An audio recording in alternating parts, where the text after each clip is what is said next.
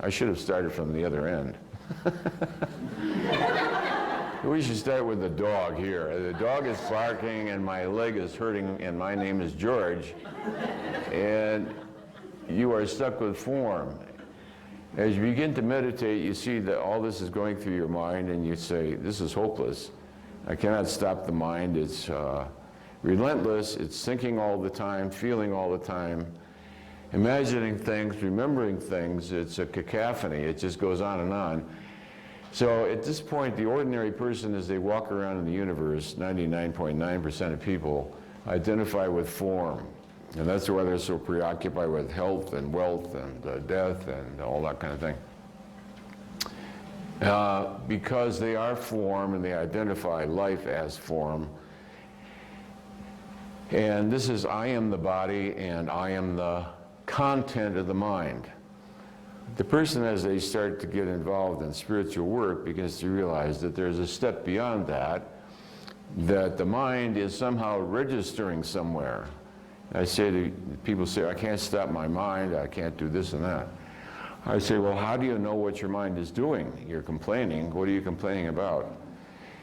Well, so you must be aware of what the mind is doing, so it's registering somewhere. So this begins to pull you back from the identification with content, and you see that something is registering what's going on in the mind, and that something is recognizing the registration of form.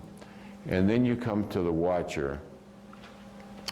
Before you get to the watcher, you get to the experiencers. So here is the form. I am George, and I'm 14 years old or whatever, and my dog is here. And you say, well, this is registering in something, and because I'm recognizing it, and I'm experiencing it, and you begin to realize that there's a watcher of all this. There's a knower of all this. Somehow there's a spotlight, there's a lens, something is aware, and you realize that there is awareness going on of the observer and the witness. As you go beyond the observer and the witness, you wonder how does light. First of all, you begin to realize these are impersonal. You realize that observing and witnessing are happening of their own. There is no you that is watching and witnessing, although in the beginning you have the illusion that's you that's watching and observing, except that you then begin to notice it does it all the time without being asked. So if it was you, you could control it. You could stop witnessing, you could stop watching, you could stop observing, but you begin to realize that this is happening of its own. And you disidentify that with that, and you see that that is coming out of consciousness itself. And so you, as you see, you progressively let go identifying with content, and you're progressively expanding and identifying with context. So this is very, very limited, this is very specific, very restricting, and this is completely content when you're ignoring the context altogether. Here you're ignoring context.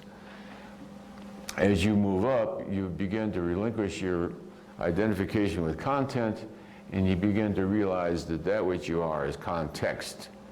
It is because of consciousness that any of the lower states can occur in the first place. And the reason you realize they're not you is because you have no control of them, and you see they're happening spontaneously. Consciousness is there in and of itself without being asked.